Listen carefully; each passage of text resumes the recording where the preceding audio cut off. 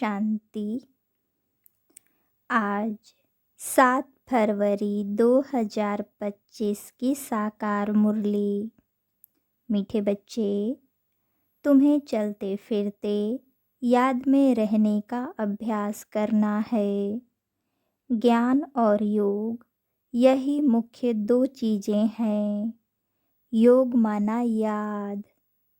प्रश्न: अक्लमंद होशियार बच्चे कौन से बोल मुख से नहीं बोलेंगे? उत्तर: हमें योग सिखलाओ, यह बोल अक्लमंद बच्चे नहीं बोलेंगे। बाप को याद करना सीखना होता है क्या? यह पाठशाला है पढ़ने पढ़ाने के लिए। ऐसे नहीं, याद करने के लिए कोई खास बैठना है। तुम्हें कर्म करते बाप को याद करने का अभ्यास करना है। ओम शांति। अब रूहानी बाप बैठ रूहानी बच्चों को समझाते हैं। बच्चे जानते हैं, रूहानी बाप इस रथ द्वारा हमको समझा रहे हैं। अब जबकि बच्चे हैं तो बाप को व किसी बहन व भाई को कहना कि मुझे बाबा को याद करना सिखलाओ, यह रॉन्ग हो जाता है। तुम कोई छोटी बच्चियां तो नहीं हो ना? यह तो जानते हो, मुख्य है रूह। वह तो है अविनाशी, शरीर है विनाशी। बड़ा तो रूह हुआ ना। अज्ञान काल में यह ज्ञान किसको नहीं रहता है कि हम आत्मा हैं, शरीर द्वारा बोलते हैं। देह अभिमान में आकर ही बोलते हैं, मैं यह करता हूँ। अभी तुम देही अभिमानी बने हो। जानते हो, आत्मा कहती है, मैं इस शरीर द्वारा बोलती हूँ, कर्म करती हूँ। आत्मा मेल है। बाप समझाते हैं, यह बोल बहुत करके सुने जाते हैं। कहते हैं, हमको योग में बिठाओ। सामने एक बैठते हैं, इस ख्याल से कि हम भी बाबा की याद में बैठें, यह भी बैठें। अब पाठशाला कोई इसके लिए नहीं है। पाठशाला तो पढ़ाई के लिए है। बाकी ऐसे नहीं, यहाँ बैठकर सिर्फ तुम्हें याद करना है। बाप ने तो समझाया है, चलते फिरते उठते बैठते बाप को याद करो। इसके लिए खास बैठने की भी दरकार नहीं। जैसे कोई कहते हैं, राम राम कहो। क्या बिगर राम राम कहे याद नहीं कर सकते हैं? याद तो चलते फिरते कर सकते हैं। तुमको तो कर्म करते बाप को याद करना है। आशिक मासूक कोई खास बैठकर एक दो को याद नहीं करते हैं। काम काज धंधा आदि सब करना है। सब कुछ करते अपने माशूक को याद करते रहो। ऐसे नहीं कि उनको याद करने के लिए खास कहाँ जाकर बैठना है। तुम बच्चे गीत व कविताएं आदि सुनते हो तो बाबा कह देते हैं, यह भक्ति मार्ग के हैं। कहते भी हैं, शांति देवा। सो तो परमात्मा को ही याद करते हैं, न कि श्री कृष्ण को। ड्रामा अनुसार आत्मा अशांत हो पड़ी है तो बाप को पुकारती है, क्योंकि शांति सुख ज्ञान का सागर वह है। ज्ञान और योग मुख्य 2 चीज़ें हैं। योग माना याद। उन्हों का हठ योग बिल्कुल ही अलग है। तुम्हारा है राजयोग। बाप को सिर्फ याद करना है। बाप द्वारा तुम बाप को जानने से सृष्टि के आदि मध्य अंत को जान गए हो। तुमको सबसे बड़ी खुशी तो यह है कि हमको भगवान पढ़ाते हैं। भगवान का भी पहले पहले पूरा परिचय होना चाहिए। ऐसा तो कभी नहीं जाना कि जैसे आत्मा स्टार है वैसे भगवान भी स्टार है। वह भी आत्मा है, परंतु उनको परम आत्मा सुप्रीम सोल कहा जाता है। वह कभी पुनर्जन्म तो लेते नहीं हैं। ऐसे नहीं कि वह जन्म मरण में आते हैं। नहीं, पुनर्जन्म नहीं लेते हैं। खुद आकर समझाते हैं मैं कैसे आता हूँ। त्रिमूर्ति का गायन भी भारत में है। त्रिमूर्ति ब्रह्मा विष्णु शंकर का चित्र भी दिखाते हैं। शिव परमात्माए नमः कहते हैं ना। उस ऊंचते ऊंच बाप को भूल गए हैं। सिर्फ त्रिमूर्ति का चित्र दे दिया है। ऊपर में शिव तो जरूर होना चाहिए, जिससे यह समझें कि इनका रचयिता शिव है। रचना से कभी वर्षा नहीं मिल सकता है। तुम जानते हो ब्रह्मा से कुछ भी वर्षा नहीं मिलता। विष्णु को तो हीरे जवाहरातों का ताज है ना। शिव बाबा द्वारा फिर पेनी से पाउंड बने हैं। शिव का चित्र न होने से सारा खंडन हो जाता है। ऊंचते ऊंच है परमपिता परमात्मा, उनकी यह रचना है। अभी तुम बच्चों को बाप से स्वर्ग का वर्षा मिलता है 21 जन्मों के लिए। भल वहाँ फिर भी समझते हैं लौकिक बाप से वर्षा मिला है। वहाँ यह पता नहीं कि यह बेहद के बाप से पाई प्राप्त हुई है। यह तुमको अभी पता है। अभी की कमाई वहाँ 21 जन्म चलती है। वहाँ यह मालूम नहीं रहता है। इस ज्ञान का बिल्कुल पता नहीं रहता। यह ज्ञान न देवताओं में है न शूद्रों में रहता है। यह ज्ञान है ही तुम ब्राह्मणों में। यह है रूहानी ज्ञान। स्पिरिचुअल का अर्थ भी नहीं जानते हैं। डॉक्टर ऑफ फिलॉसफी कहते हैं डॉक्टर ऑफ स्पिरिचुअल नॉलेज एक ही बाप है। बाप को सर्जन भी कहा जाता है ना। साधु सन्यासी आदि कोई सर्जन थोड़े ही हैं। वेद शास्त्र आदि पढ़ने वालों को डॉक्टर थोड़े ही कहेंगे। भल टाइटल भी दे देते हैं, परंतु वास्तव में रूहानी सर्जन है एक बाप, जो रूह को इंजेक्शन लगाते हैं। वह है भक्ति। उनको कहना चाहिए डॉक्टर ऑफ भक्ति अथवा शास्त्रों का ज्ञान देते हैं। उनसे फ़ायदा कुछ भी नहीं होता, नीचे गिरते ही जाते हैं। तो उनको डॉक्टर कैसे कहेंगे? डॉक्टर तो फ़ायदा पहुंचाते हैं ना। यह बाप तो है अविनाशी ज्ञान सर्जन। योग बल से तुम एवर हेल्दी बनते हो। यह तो तुम बच्चे ही जानते हो। बाहर वाले क्या जाने। उनको अविनाशी सर्जन कहा जाता है। आत्माओं में जो विकारों की खाद पड़ी है उसे निकालना, पतित को पावन बनाकर सद्गति देना, यह बाप में शक्ति है। ऑलमाइटी पतित पावन एक फादर है। ऑलमाइटी कोई मनुष्य को नहीं कह सकते हैं। तो बाप कौन सी शक्ति दिखाते हैं? सर्व को अपनी शक्ति से सद्गति दे देते हैं। उनको कहेंगे doctor of spiritual knowledge, doctor of philosophy. यह तो ढेर के ढेर मनुष्य हैं। स्पिरिचुअल डॉक्टर एक है। तो अब बाप कहते हैं अपने को आत्मा समझ मुझ बाप को याद करो और पवित्र बनो। मैं आया ही हूँ पवित्र दुनिया स्थापन करने। फिर तुम पतित क्यों बनते हो?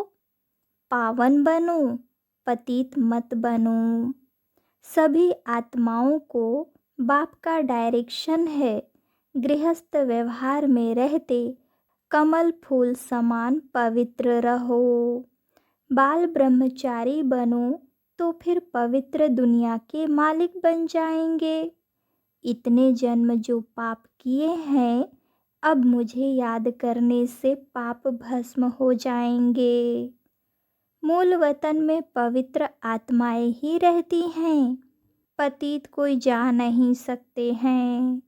बुद्धि में यह तो याद रखना ही है, बाबा हमको पढ़ाते हैं। स्टूडेंट ऐसे कहेंगे क्या कि हमको टीचर की याद सिखलाओ। याद सिखलाने की क्या दरकार है। यहाँ संदली पर कोई न बैठे तो भी हर्जा नहीं है, अपने बाप को याद करना है। तुम सारा दिन धंधे धोरी आदि में रहते हो तो भूल जाते हो, इसलिए यहाँ बिठाया जाता है। यह 10-15 मिनट भी याद करें। तुम बच्चों को तो काम काज करते याद में रहने की आदत डालनी है। आधा कल्प बाद माशूक मिलता है। अब कहते हैं मुझे याद करो तो तुम्हारी आत्मा से खाद निकल जाएगी और तुम विश्व के मालिक बन जाएंगे। तो क्यों नहीं याद करना चाहिए।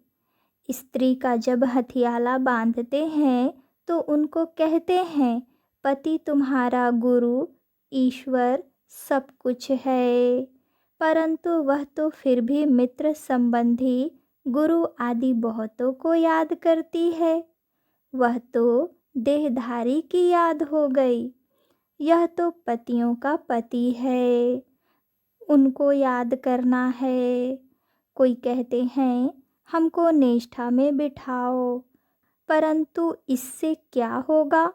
10 मिनट यहाँ बैठते हैं तो भी ऐसे मत समझो कि कोई एक रस हो बैठते हैं।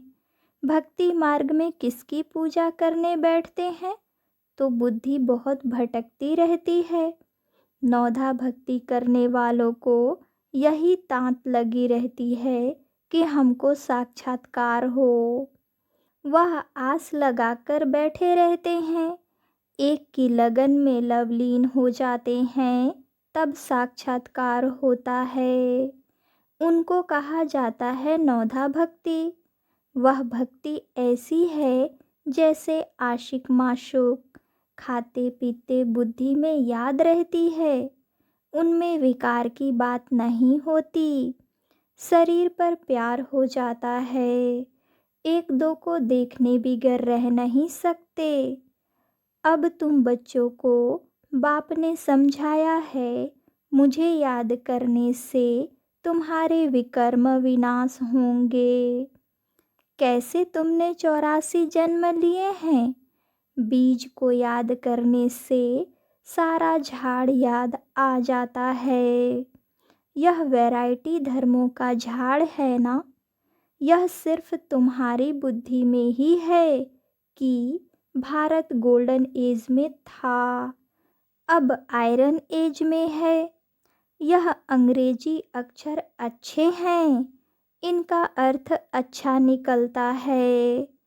आत्मा सच्चा सोना होती है, फिर उनमें खाद पड़ती है, अभी बिल्कुल झूठी हो गई है। इनको कहा जाता है आयरन एजेड। आत्माएं आयरन एजेड होने से जेवर भी ऐसा हो गया है। अभी बाप कहते हैं मैं पतित पावन हूँ, मामेकम याद करो। तुम मुझे बुलाते हो हे पतित पावन, आओ। मैं कल्प कल्प आकर तुमको यह युक्ति बतलाता हूँ। मन मना भव मध्याजी भव, अर्थात स्वर्ग के मालिक बनो।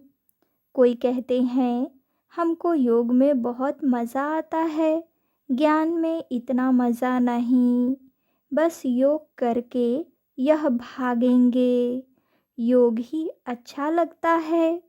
कहते हैं हमको तो शांति चाहिए, अच्छा, बाप को तो कहाँ भी बैठ याद करो। याद करते करते तुम शांति धाम में चले जाएंगे। इसमें योग सिखलाने की बात ही नहीं है। बाप को याद करना है। ऐसे बहुत हैं जो सेंटर पर जाकर आधा पौना घंटा बैठते हैं। कहते हैं हमको निष्ठा कराओ, या तो कहेंगे बाबा ने प्रोग्राम दिया है निष्ठा का। यहाँ बाबा कहते हैं चलते फिरते याद में रहो। ना से तो बैठना अच्छा है। बाबा मना नहीं करते हैं भल सारी रात बैठो, परंतु ऐसी आदत थोड़े ही डालनी है कि बस रात को ही याद करना है। आदत यह डालनी है कि काम काज करते याद करना है। इसमें बड़ी मेहनत है। बुद्धि घड़ी घड़ी और तरफ भाग जाती है। भक्ति मार्ग में भी बुद्धि भाग जाती है, फिर अपने को चुटकी काटते हैं। सच्चे भक्त जो होते हैं उनकी बात करते हैं। तो यहाँ भी अपने साथ ऐसी ऐसी बातें करनी चाहिए।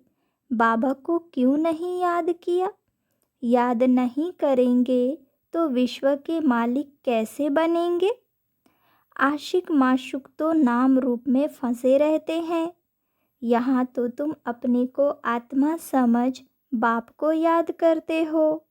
हम आत्मा इस शरीर से अलग हैं। शरीर में आने से कर्म करना होता है। बहुत ऐसे भी हैं जो कहते हैं हम दीदार करें। अब दीदार क्या करेंगे? वह तो बिंदी है ना। अच्छा, कोई कहते हैं श्री कृष्ण का दीदार करें। श्री कृष्ण का तो चित्र भी है ना। जो जड़ है सो फिर चैतन्य में देखेंगे। इससे फ़ायदा क्या हुआ? साक्षात्कार से थोड़े ही फ़ायदा होगा। तुम बाप को याद करो तो आत्मा पवित्र हो। नारायण का साक्षात्कार होने से नारायण थोड़े ही बन जाएंगे। तुम जानते हो हमारी एम ऑब्जेक्ट है ही लक्ष्मी नारायण बनने की, परंतु पढ़ने बिगर थोड़े ही बनेंगे। पढ़कर होशियार बनो, प्रजा भी बनाओ, तब लक्ष्मी नारायण बनेंगे। मेहनत है, पास विद ऑनर होना चाहिए, तो धर्मराज की सज़ा न मिले। यह मुरब्बी बच्चा भी साथ है। यह भी कहते हैं तुम तीखे जा सकते हो। बाबा के ऊपर तो कितना बोझा है। सारा दिन कितने ख्यालात करने पड़ते हैं। हम इतना याद नहीं कर सकते हैं। भोजन पर थोड़ी याद रहती, फिर भूल जाते हैं। समझता हूँ बाबा और हम दोनों सैर करते हैं। सैर करते करते बाबा को भूल जाता हूँ। खिसकनी वस्तु है ना, घड़ी घड़ी याद खिसक जाती है। इसमें बहुत मेहनत है। याद से ही आत्मा पवित्र होनी है। बहुतों को पढ़ाएंगे तो ऊंच पद पाएंगे। जो अच्छा समझते हैं वह अच्छा पद पाएंगे। प्रदर्शनी में कितनी प्रजा बनती है? तुम एक एक लाखों की सेवा करेंगे और फिर अपनी भी अवस्था ऐसी चाहिए। कर्मातीत अवस्था हो जाएगी, फिर शरीर नहीं रहेगा। आगे चल तुम समझेंगे। अब लड़ाई जोर से लगेगी, फिर ढेर तुम्हारे पास आते रहेंगे। महिमा बढ़ती जाएगी। अंत में सन्यासी भी आएंगे। बाप को याद करने लग पड़ेंगे। उनका पाठ ही मुक्ति धाम में जाने का है। नॉलेज तो लेंगे नहीं। तुम्हारा मैसेज सभी आत्माओं तक पहुंचना है। अखबारों द्वारा बहुत सुनेंगे। कितने गांव है, सबको पैगाम देना है। मैसेंजर पैगंबर तुम ही हो। पतित से पावन बनाने वाला और कोई है नहीं सिवाय बाप के। ऐसे नहीं कि धर्म स्थापक किसको पावन बनाते हैं, उनका धर्म तो वृद्धि को पाना है। वह वापिस जाने का रास्ता कैसे बताएंगे? सर्व का सद्गति दाता एक है। तुम बच्चों को अब पवित्र जरूर बनना है। बहुत हैं जो पवित्र नहीं रहते हैं। काम महाशत्रु है ना। अच्छे अच्छे बच्चे गिर पड़ते हैं। कुदृष्टि भी काम का ही अंश है। यह बड़ा शैतान है। बाप कहते हैं इस पर जीत पहनो तो जगत जीत बन जाएंगे। अच्छा, मीठे मीठे सिकी लधे बच्चों प्रति माता पिता बाप दादा का याद प्यार और गुड मॉर्निंग। रूहानी बाप की रूहानी बच्चों को नमस्ते। धारणा के लिए मुख्य सार।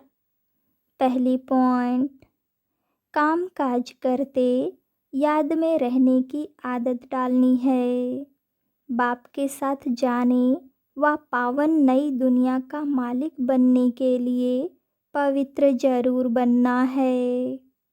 दूसरी पॉइंट, ऊंच पद पाने के लिए बहुतों की सेवा करनी है। बहुतों को पढ़ाना है। मैसेंजर बन यह मैसेज सभी तक पहुंचाना है। वरदान। स्नेह की गोद में आंतरिक सुख व सर्व शक्तियों का अनुभव करने वाले यथार्थ पुरुषार्थी भव। जो यथार्थ पुरुषार्थी हैं वे कभी मेहनत व थकावट का अनुभव नहीं करते। सदा मोहब्बत में मस्त रहते हैं। वे संकल्प से भी सरेंडर होने के कारण अनुभव करते कि हमें बाप दादा चला रहे हैं। मेहनत के पाँव से नहीं लेकिन स्नेह की गोदी में चल रहे हैं। स्नेह की गोद में सर्व प्राप्तियों की अनुभूति होने के कारण वह चलते नहीं लेकिन सदा खुशी में, आंतरिक सुख में, सर्व शक्तियों के अनुभव में उड़ते रहते हैं। स्लोगन। निश्चय रूपी फाउंडेशन पक्का है तो श्रेष्ठ जीवन का अनुभव स्वतः होता है। अच्छा, ओम शांति।